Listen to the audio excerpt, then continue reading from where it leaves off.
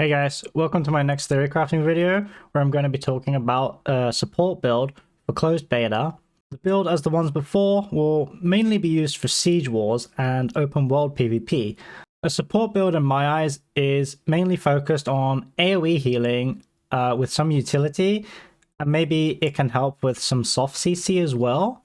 So moving on to the build here, the main stat for the build is going to be focus, as that is the main stat that increases life staff's healing, with a secondary stat of constitution to make us more tanky. The weapons that we're going to be using is first a life staff. This is to provide healing and utility. Our second weapon will be an ice gauntlet. This will give us some more utility and also some soft CC. So let's have a look at the life staff. The three skills that we're going to be using are Sacred Ground, Splash of Light. This is also known as Flash of Light in the patch notes. I'll go over that in a little bit. I don't know what's up with the name with that, but hey, Splash of Light. And lastly, Beacon. We chose these skills as they seem to be the ones providing the most AoE healing and utility for us to make use of. With Sacred Ground, it's an AoE field that can be placed down, and it will pulse healing every second for 12 seconds. While standing in the field, stamina and mana regenerates 100% faster, and also with the Blessed passive, you are healed for 30% more. From the part 2 of the June update, this skill got buffed with increased healing. I'll show you guys that here. Sacred Ground has now increased healing. With the next skill, Splash of Light, I believe it to be a quick casting AoE heal that will heal your group members. Now, from the patch notes recently, the Purify passive here now only removes one debuff and not all the debuffs, so keep that in mind. However, even with a nerf such as that, taking this skill is still good because you want to try and get any debuff clearing that you can get. Also, just like Sacred Ground, this skill also got a increased base healing from the June part 2 update. And with the last skill that we have, Beacon, it seems to be maybe a projectile that you can launch out, and it'll probably attach to an ally or an enemy, and then once it's attached, it will then start like pulsing heals to nearby allies. With the passives of it being a 50% extra radius, and it lasts 5 seconds longer, I think that's really nice. And then also the last one, Speed of Light here. Any target that the beacon heals, so when it pulses and heals, those targets will then get a 20% haste for 3 seconds. So I'm imagining using the skill like you can fire it out and on the front line, and then it will just help our front line like move faster and also, you know, get that sustain that they need. So I'm just going to go over the passives now really quickly. So we got Bend Light. So after a dodge roll, your heals are 20% more effective.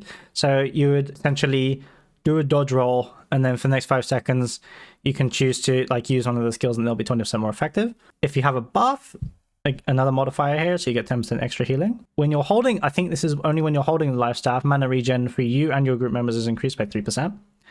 And again here, whilst holding life staff, increase the base health of all your friendlies in your group by 10%. Again, this is very nice. So now we have these other passives here. These ones all like kind of synergize a bit together.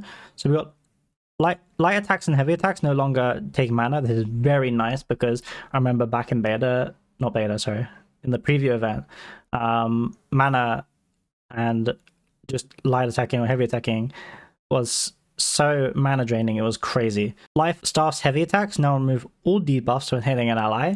This is great because it just helps with more condi clearing. Light attacks now heal if you land on an ally. This is again amazing because even if you're I mean, you're not going to be DPSing with a life staff anyway, so you want to be just hitting, you know, helping. So in between, once all your skills are on cooldown and you've weapon swapped and done all that, and you're just light attacking, that's great because you can just heal people that way.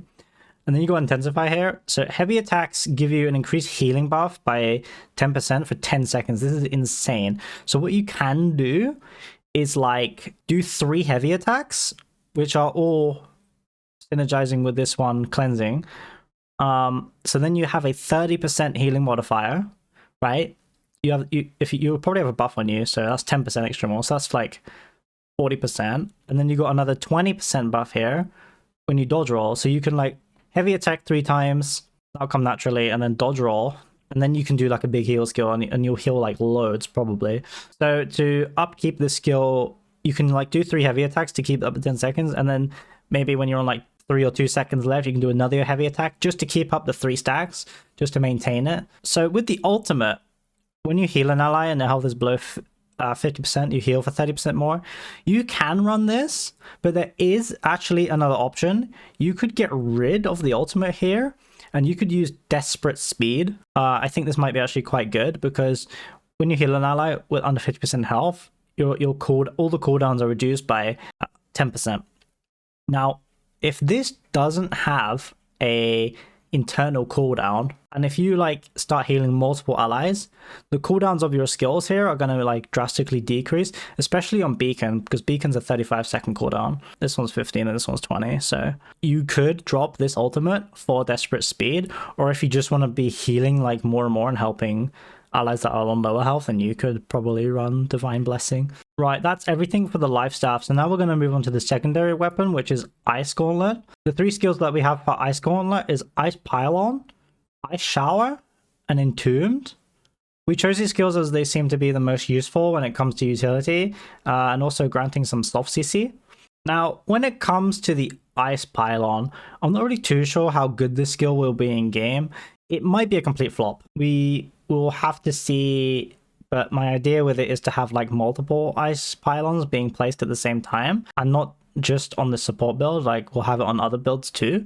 So with this skill, it seems to be like a summon that you can place down on the ground, and it will shoot out projectiles to enemies within 20 meters. It will last about 15 seconds or until it is killed. Also, it will have this like 1 meter radius frost field on the ground that you can stand in and to receive extra bonuses.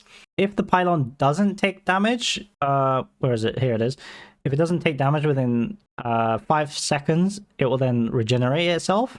If you dodge with full stamina, it will increase the fire rate of the pylon for 3 seconds. And every time the pylon lands a successful hit, it will like increase its uptime by 1 second.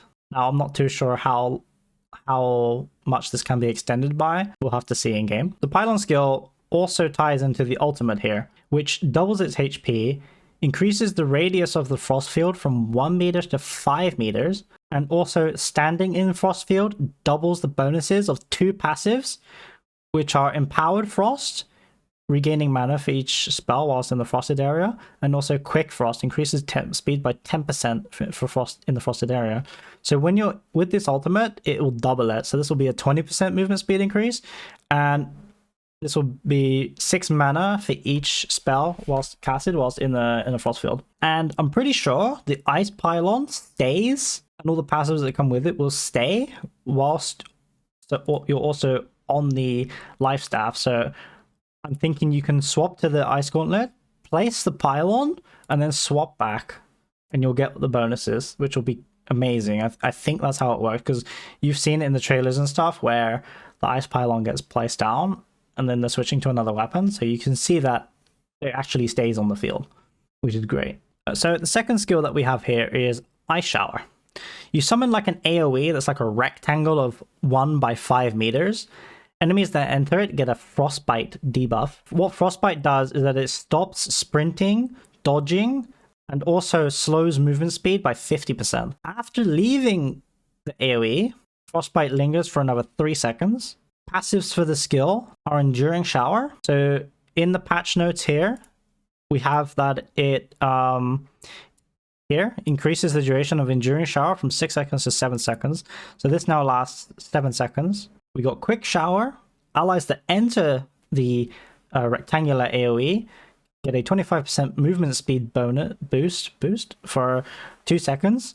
Now, lastly, we have Shower Slush here, but in the recent patch notes, this has been replaced to Shattering Showers. So what Shattering Showers does, I'm going to have to go to the patch notes here, is that Shattering Showers, Frostbite, applies rend to targets, which reduces their defenses by 10%. The range that you can cast Ice Shower is only 2 meters, so it's more of like a defensive skill to help like kill an enemy that's like pushing the back line, or you might be able to use it offensively if you can get close to the front line. That's the only way I can see you using it as more of a defensive skill than anything. The last skill that we have is Entombed. This skill is basically for you to just save yourself if you need some breathing room. You entomb yourself in ice, becoming invulnerable, greatly increasing your mana regen. It can last up to 10 seconds and it can be destroyed. You can either choose to cancel the skill or you can choose to like detonate it, causing a damaging knockback at the cost of mana. When you use the skill, you will cleanse all debuffs whilst being entombed. And also after exiting it, you will increases your defenses by 25% for 3 seconds. So I'm assuming like you have resistances and they all just get increased by 25%. So this is pretty good. So when it comes to the passives, we got Empowered Frost and Quick Frost. These two are the ones that tie in with the Ultimate Frost, as I explained earlier when we went through the Ice Pylon skills. So we got these two, which are great. So you will get 20% increased movement speed with the Ultimate Frost, and also 6 mana regen per spell casted in a frosted area. So those two are great. They tie in very well with the Ultimate here. Now we're going to move over to the other tree. So taking these traits is actually all about critical rejuvenation. So recover 5 mana after you trigger a critical hit. Now, you might be thinking, oh, I'm not really critting that much, right? Because I'm on a build. But if you do crit, which you might quite a bit with Ice Shower and Ice Pylon constantly going, you will gain 5 mana per critical hit. So we've got Energized Critical. Now, this one is just a filler. It's really bad. I don't think this is any good at all. It's just a filler to get to the next stuff.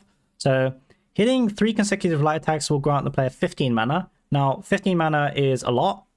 You can cast Ice Pylon with it. You can also cast Splash of Light with 15 mana. Like 15 mana is quite a bit. You know, the other skills also don't cost too much. It's like 20 mana. So this will just help you sustain your mana quite a bit.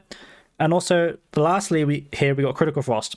Increases your critical chance if hitting an enemy in a frosted area or with Frostbite.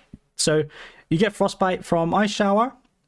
And if an enemy is in your frosted area from the Ice Pylon, then you have increased critical chance against them, which means that you'll be proccing critical rejuvenation more, which means you'll be rejuvenating more mana. That is the reason that I have taken these traits here and nothing else. And that sums up this build, really, guys. That's it for my theory crafting video on a support/healing build for Siege Wars in New World. There'll be a link to the video. No, there'll be a link to the build in the description below. And yeah, thank you again, New World fans, for providing the build page here. It's great. It allows me to do all this. And yeah, thanks for watching, guys. I'll see you around.